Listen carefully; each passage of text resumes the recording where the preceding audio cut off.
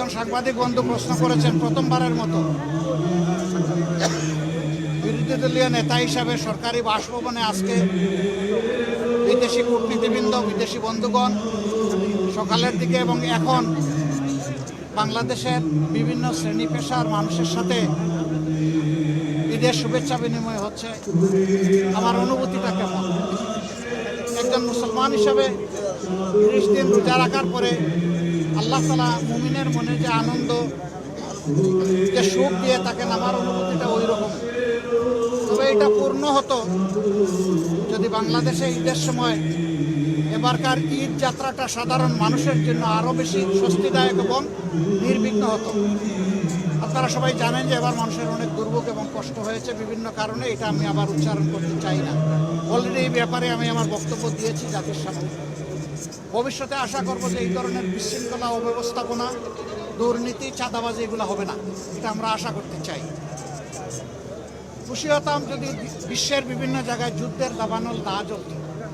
আমরা জানি অনেক দেশ, আমাদের বন্ধু এবং ভ্রাতৃপ্রতিম দেশ, তারা কত বিক্ষত, তাদের জন্য আমাদের কষ্ট লাগে। আমরা যখন এই ঈদের শুভেচ্ছা বিনিময় করছি তখন তারা তাদের জীবন নিয়ে শঙ্কিত, তাদের সম্মান এবং তাদের সম্পদ নিয়ে তারা শঙ্কিত, দেশের অস্তিত্ব নিয়ে শঙ্কিত। আমরা আল্লাহ তাআলার কাছে দোয়া করি, যুদ্ধ কোনো সমাধান নয়, এই যুদ্ধে যারা ন্যায়ের পক্ষে আছে আল্লাহ যেন তাদেরকে সাহায্য করেন এবং বিজয়ী করেন।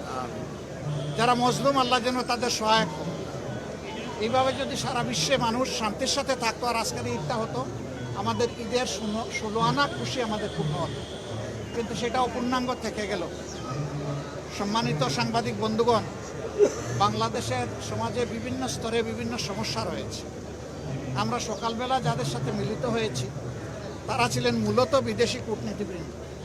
আমরা তাদের মাধ্যমে বিশ্বে একটা বার্তা দিতে চেয়েছি যে আমরা একটা সৌহার্দ্যের, একটা ভ্রাতৃত্বের, একটা বন্ধুত্বপূর্ণ বিশ্ব চাই, যেই বিশ্বে হিংসা হানাহানি থাকবে না, যুদ্ধ বিগ্রহ হয়ে আর মানুষের জীবন নিয়ে কেউ খেলায় মেতে উঠবে না, আগুনের গুলা আর উড়বে না।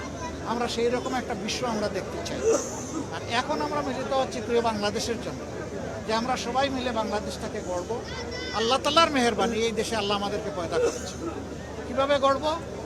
এই কোরআন এবং রমজানের শিক্ষা নিয়ে ইনশাল্লাহ করব। রমজানের শেষে মানুষকে একটা মাত্র শিক্ষা দিতে, এটি হচ্ছে আল্লাহকে ভয় করা। সেই আল্লাহর ভয়ের ভিত্তির উপর যাতে একটা সমাজ আমরা দাঁড় করাতে পারি, তখন কোনো মানুষ আর কোনো মানুষকে ভয় করবে না। মানুষ মানুষকে ভালোবাসবে, সম্মান করবে, যার যেটা পাওনা। ভয়ের জায়গাটা শেষ হতে চায়, এটা আমরা চাই। ভয়ের সংস্কৃতি বাংলাদেশে আবার ফিরে আসুক, এটা কেউ চায় না, আমরা চাই। কেউ যদি সেই সংস্কৃতি ফিরিয়ে আনতে চান, তিনি যেই হোক, আমরা ইনশাল্লাহ সবাই মিলে ঐক্যবদ্ধভাবে রুখে দাঁড়াবো।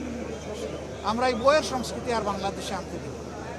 আল্লাহ তাআলা এইরকমই একটা সৌহার্দ্যের, বৈষম্যমুক্ত, মানবিক, ইনসাফ ভিত্তিক বাংলাদেশ গড়ার জন্য আরেকবার আজকের এই মহান দিনে আমাদেরকে অঙ্গীকারবদ্ধ হওয়ার তৌফিক দান করুন। সবাইকে ধন্যবাদ।